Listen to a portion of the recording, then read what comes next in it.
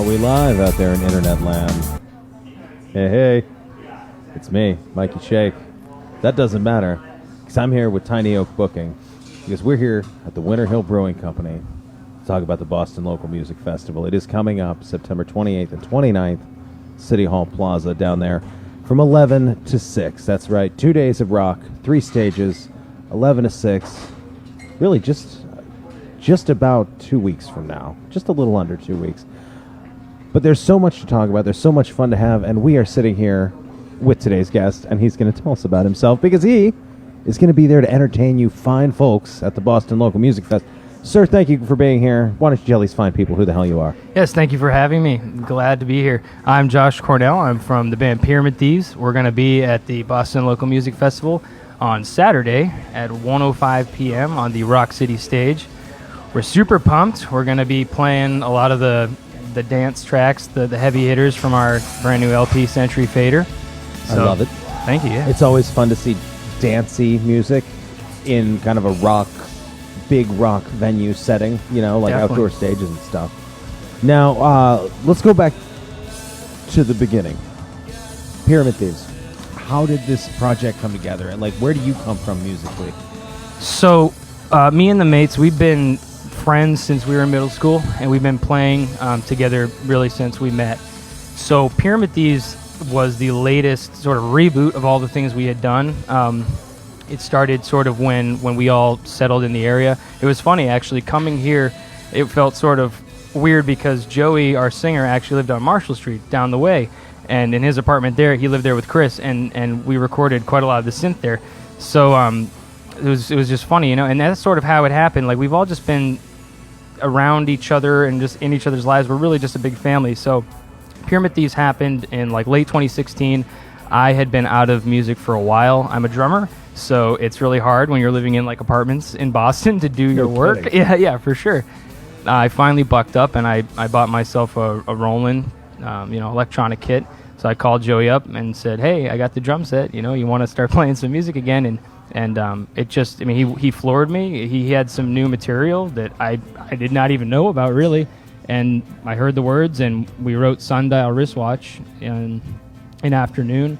And then it was, from there, I had decided, I made up I said, we have to do this. And we steamrolled from there. Really. I love that. Yeah, it was pretty crazy, you know. Now, did the music, these songs he brought, was it a different approach than the previous stuff y'all had collaborated on together?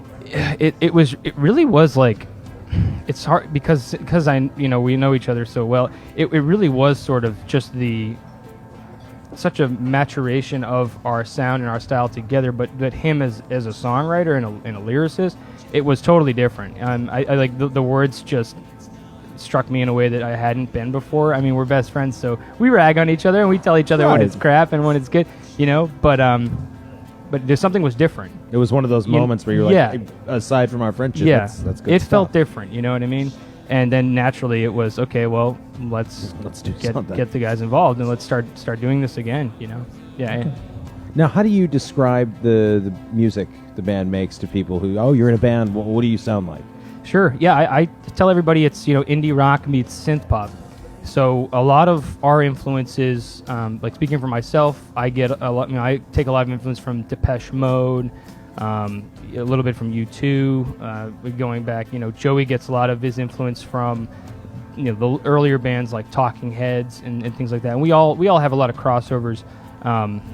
Modern influences, you know, Future Islands, Porches, the Nationals, where, you know, we all sort of really fell in love with that band together, and yeah, the indie rock piece really shows in some songs, and then the synth pop really shows in other songs. So I think I like to think we've created sort of a happy marriage of the two, you know. Do you find that some songs, you're saying that there's kind of some songs that indicate one side more than the other? Totally. Are you moving toward the perfect synthesis, or do you like the idea of being able to kind of hit them with the left and the right? Right now, I think we like having that balance of, all right, like a song like Jonquil, for example. That song's very much a rock tune, and but it's got those synth elements that, you know, it's got like a big lead synth. You could almost attribute it to like a Van Halen-y, like it's very big. It's a, you know, brass, just like very heavy. And then you have other things like, an ending, which are more dancey. They float a little bit more. They get you a little bit of that like sparkle, you know what I mean, off the synthesizer. No. And yeah, I think where our heads are at now, we like how that's working on the record. Going forward, we're definitely looking to shake things up and sort of change that a little bit. You know like what I mean? that. Maybe a lot of it. Frankly, it doesn't even matter what. I dig that you're. It's like, wow, we got to move to something. A next horizon.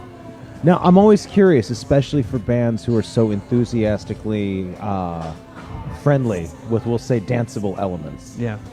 It seems like there's a really kind of, granted, in the late 2000s, it was a kind of burbling up of the dance, like LCD Sound System. I was kind of a forebearer of that, but there was the iciness toward dance music thawed. But it still seems like there is a divide between straight up indie rock and danceable stuff. Totally. How does that reflect itself in maybe your crowds or how you perceive yourselves? Yeah, it's funny how long that's lasted. I'm actually halfway through Lizzie Goodman's Meet Me in the Bathroom. Okay. And where we were at when we started becoming friends and jamming together, a lot of those bands like The Strokes, The Rapture, and you have LCD Sound System, and those are all part of our mix.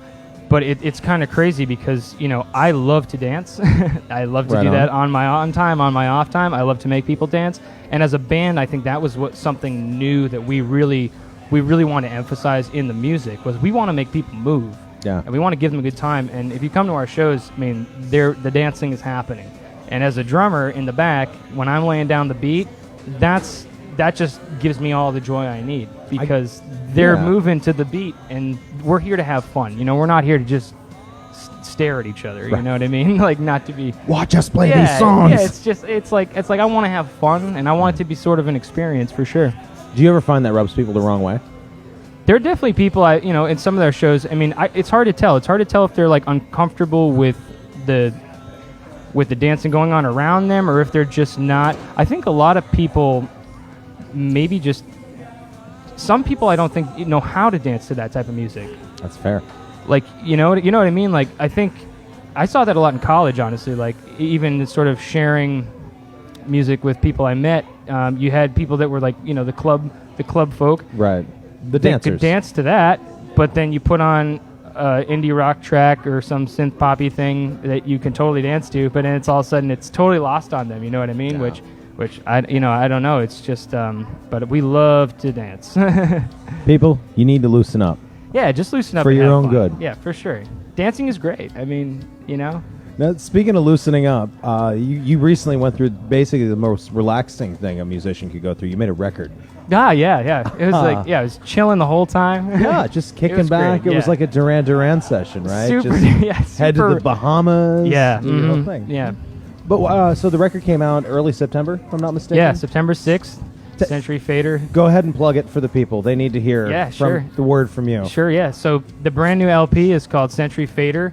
It was self-produced, and we, wrote all the songs naturally. I mixed it, which is really cool, and it's a full 12 songs of fun. It was a lot of hard work. Now, it was a long road. In this day and age, I feel like the EP has made a major comeback in the past 10 years. It seems like 4 to 5 songs, a lot of people want to digest music that way. Yeah.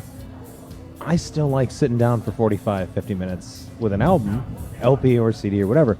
What was the draw for y'all of doing the full length? Was there a reason, or was it the idea that these songs all go together? Well, first, it's nice to hear that people still want to sit down and listen to, short of an hour of music because... Tiny Oak booking fans do. Yeah, right. Yeah. Well, we did an EP in 2017, and that was super fun. Sounded awesome. And we sort of were on the fence, for a minute, we didn't really know if we wanted to go and make the commitment to the LP. But, I mean, having been together for so long and having been writing for so long, the songs just stacked up so fast. And then so we had actually 15 songs that we started with. Wow. And then we cut some naturally. Yeah. But, I mean, we just decided to go full into it because we figured, why not make the album? I mean, we've been recording things on and off together for so many years that in kind of a way, it was like symbolic. Like, we did it. We made the album. It's time. You know what I mean? It's time to go for it. We went start to finish, and we did a whole album. You know what I mean? I was gonna say admirable, but that sounds condescending. But no, that's great. I love that there's bodies of work out there that do that. Do you see this particular album? I know you're just the drummer. Yeah. Okay. But do you see the songs as kind of a collection of pieces, or is it more kind of individual moments and snapshots? It's for me, it's a little bit of both, but it depends on how I look at it. If I'm looking at it as the drummer, it's a collection. If I'm looking at it as the person who was doing a lot of the production, I look at it as individual pieces. Just because that's sort of how I have to look at it, and that's fair. How I've had to look at it. You know what I mean? As a producer, how did you approach this album? Was there a sense of like having sounds match from track to track for the cohesive, or was it a matter of going in and just saying, this is a different track, we're going to put all the reverb on these drums and all the fuzz on that guitar and do it completely differently? There was a sound that I knew that I wanted to hear and wanted to make, and I had no experience really seriously doing any of this beforehand. So it was kind of terrifying, like especially in the beginning. And I was stringing the bandmates along for a little bit while I was learning how to do it. I mean, I had never touched. I mean, it was all, oh, this fader goes up, that fader goes down. It sounds like a song. Right. Now we're talking about, we're doing effects, we're doing plugins, we're doing compression, we're doing gating. We're trying to make sure that the drum set doesn't sound like it was recorded in the most dead space imaginable, which it was. The difference between demos and an album. Totally, really. Yeah. I mean, really polishing it. And I'm totally obsessive and a perfectionist as well, so that made it challenging. But this, going from track to track, it had to have a flow, and it's really hard to describe because the way that I sort of verified that piece and the way that we as a band verified that piece was just going from. Every time I'd finish, I'd bounce it out. Hey, what do you think? Everyone would give notes. It would come back. And then it was kind of magical in a sense that even though I didn't really go into it with sort of like this technical knowledge, it did start to present itself. And I'd hear one song, and I'd learn one thing from one song. Or say, oh, I know. Oh, okay, I just did that guitar in there. Let me take that technique that I just hacked my way through, but now let's apply it to this next track because I know that I want that chorus or something to bump up like that, so a lot of trial and error really, but just figuring it out together too. And the mates were really helpful. At the risk of sounding hippy dippy, there is a tangible sense of that on records where that is the case. When I feel like when you can hear the artist kind of pushing through their potential and learning what to do so that it can be done, so that the art can be birthed. Yeah, no, sorry. It's the pretension hour here at the McCartney Bird Ballroom Brewing Company. I was making a joke sort of like that actually, like about because it was basically like there was like a whole 9-month period of like production on this thing. Really, after the tracking, it was like full on 9 months. So you're not that wrong by saying that. Actually, we were talking a little bit before we went on the air. No postpartum depression either, which isn't a joke. I shouldn't make that joke. But you're saying you're really happy with it, and I know artists always say that, and it's like, are you happy with the record? Oh yeah, but we were off record. We were speaking as people, and I always love to hear that because it's coming from me that means a lot. Yeah, I mean, there's everything I'm not happy with much, truthfully. So that's just great. What does the rest of the band think? As far as I know, everybody loved it. I don't know. They should tell me if they don't. But I figure your old friends, they'd probably be honest with you. Right? Yeah. You would think. No, they've been very honest, and that was one of the things that was cool, but also very challenging. When you step inside that role of sort of, doing the production piece, it's hard because, I'd spend hours and hours and hours working on something, for example, send it out to the guys to listen to, come back and somebody has feedback, and then you have to sort through with your best friends and your bandmates. Now, how do we reach this compromise? Because how do we make everybody happy? Right, and there may be things that I know that you don't because I'm in the mix, and there may be things that are possible and some things that aren't possible.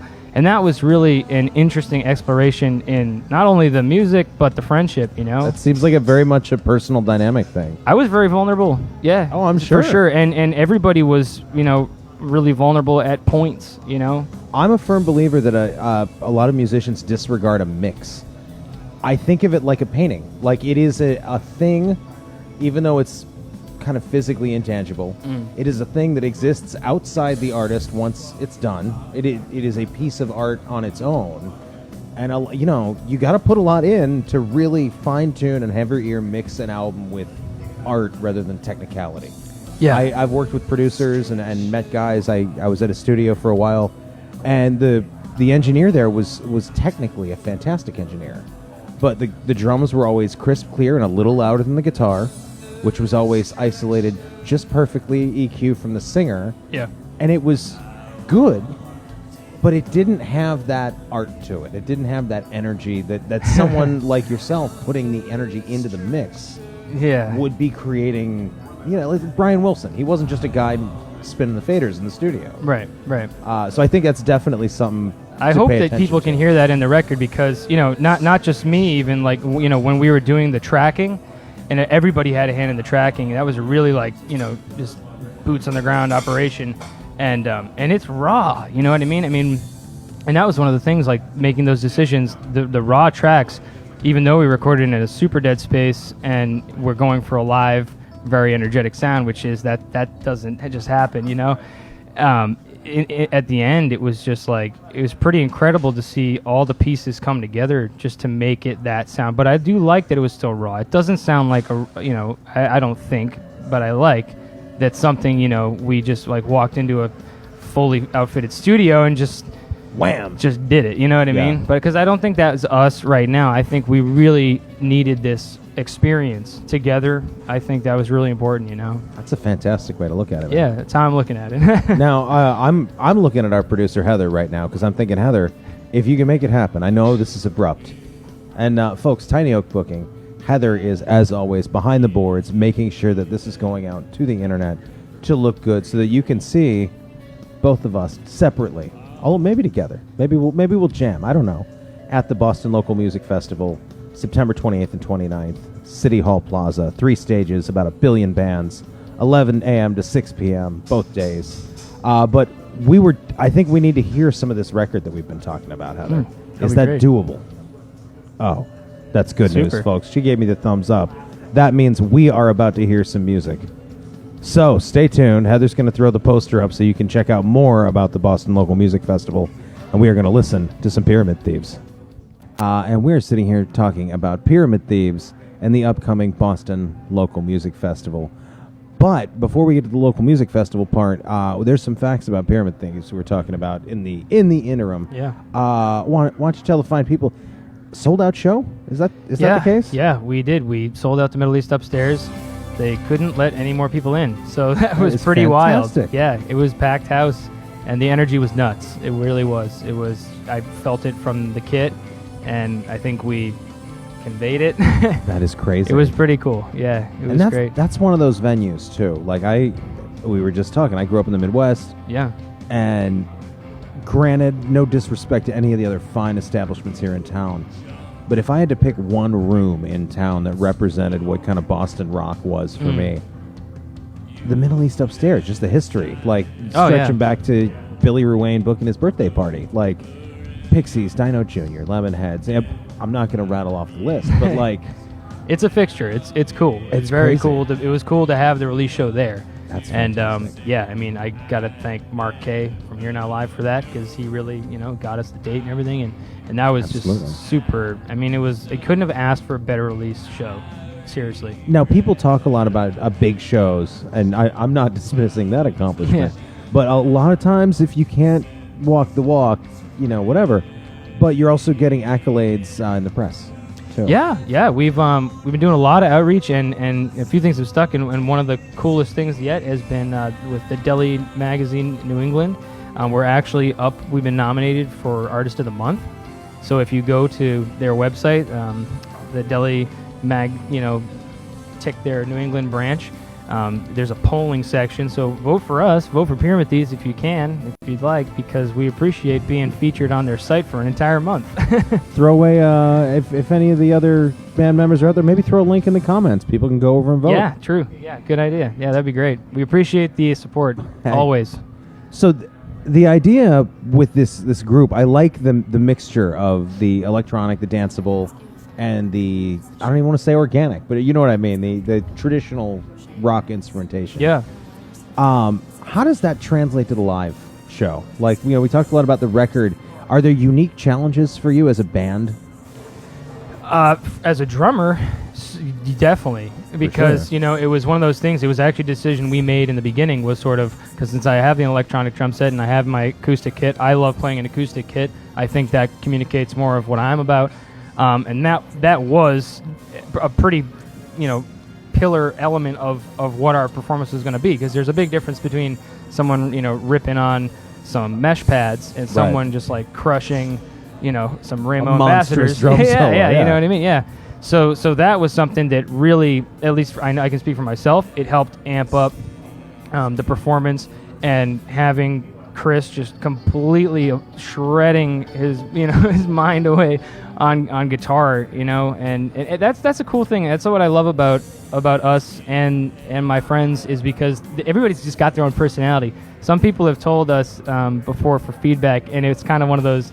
It's like leaves a little question mark in my head, but I've heard before, like it almost looks like we're on our own island, yet it's all coming together at the same time, which is kind of cool. Isn't that the praise that any band wants? Like 4, 5, however many individuals in the band get a cohesive sound. Yeah, it works, and from the dance moves that Nick's jiving, Joey's got all sorts of cool. He's always just interacting with the audience and just looking fantastic, and it's just belting his heart out, with the songs, and yeah, when it's coming together out there, and when you're on stage with us, it just feels right. We just feel that energy together, and I think that's one of the things that just keeps us going. And I think our hope is just we communicate that energy and just give people that energy, because that's the experience that we always wanted going to shows, and when we play together, it's just always just crazy. We're just getting it going, we're just letting out all that steam, and having fun together, because it's hard when you're 26 27 years old now too. It's like everybody's got full-time jobs. Our bass player's a high school teacher, so that's one that's a big commitment, and so when we're up there, we're just looking to have a blast and make sure the audience and the people that came to see us go home thinking, wow, that was like so much fun.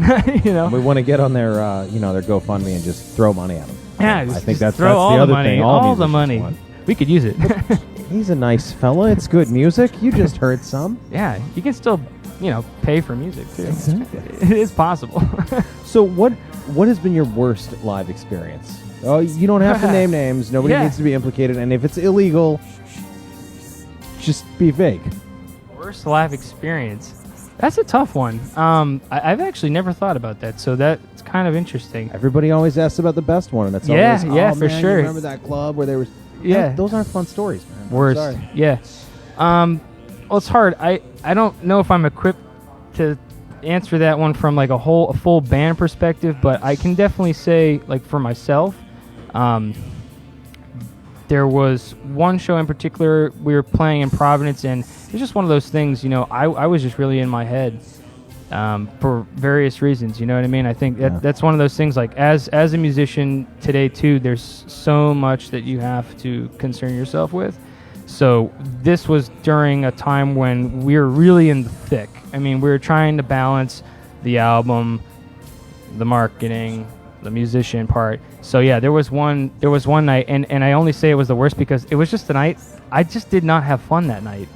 That's the worst. And that's what made it the worst. It just, I didn't have fun. I went up and I felt weird, and then I came off and I was like kind of just grumpy, and everybody knew it. You know what I mean? There's that vibe. Yeah, and it's just like, nah, it's not great. Had nothing to do with the venue. Had nothing to do with the people there. It feels like you lost a game. Like, yeah, your team went out, you played the game, and you got to take the bus ride back to your stadium. Yeah, it was like, wow, that just didn't feel right. You know what I mean? But that's really the only negative experience I think I've had on stage before. Man, as a band, I don't know. If that's your answer, you are living the high life, my friend. I'm very lucky. Love it. Yeah. Now, speaking of lucky, Boston is lucky because the Boston Local Music Festival. We're lucky to. I sound like a paid shill. There. They did. Tiny Oak did not even buy me a beer for this. Oh, wow. So I'm saying this out of the love No, in my heart. that's for how you know it's Boston real. Rock and roll. The Modern Lovers tattoo on my arm is glowing talking about this festival. I'm excited. It's going to be fun. I walk past City Hall Plaza all day, and the idea of 3 stages, bands, a beer garden, food trucks, like the whole 9 yards. I'm it's elated. Be fantastic. I mean, I remember going to the first Boston Calling there. And, Right, back when it was... like the first one, whatever that was, No, I'll May badmouth it. 2014 I don't like or Boston something. Calling. Yeah. Props to all the local bands that are on the bill. It was just to see this opportunity, and then Tiny Oak and Heather coming back at us and saying, hey, we have a spot for you, and I mean, it was like just amazing. It's a dream come true in its own way. I didn't think that we'd be playing on a stage in City Hall Plaza. Right? Like, I did not think that. So to be doing it is just completely wild, and I'm really excited because I think you do get kind of too busy for things sometimes, and I'm looking forward to it as an opportunity to go out there and what everybody else I think is going to do and just go see what's happening here in local music, and Matinee time. Yeah. Where, you can still go to work. no excuses. Yeah. Just be there, Exactly. Really. Yeah, totally. So other places people might need to be, let them know where to find more about Pyramid Thieves on the internet, in person. How do they get out and find you? Where do they get your music to put it in their head holes? Yeah, so we're streaming everywhere that you can imagine you'd want to stream music. We got the Spotify, the Apple Music, and those distributors make it so easy now online. Absolutely. Social media-wise, at Pyramid Thieves all the way. We were fortunate in that when we solidified that band name, we just kind of owned it on the internet. So it was like there's zero competition. Yeah, it worked out. So I mean that's really it, and we're going to be promoting the Boston Local Music Festival really hard. We got some flyers. We're calling it our street team, our Century Excellent. Fader street team. So since Joey and I are the ones that are living in town, currently still, we'll be out. We're going to colleges. We're going to Emerson on Thursday, passing that out. So we're hoping to really turn a crowd, and we just want the city to really recognize this festival as something that is important, because I think local music is very important. You know what I mean? And it's hard because sometimes at home you don't feel that way. When you see how things are shaking out, and how do I get there? How do I even do this now? I think it's very important. We're totally pumped to be a part of it. I think you've inspired me. We're almost done here, and I want to say goodbye properly, but I got to make one impassioned plea to the camera.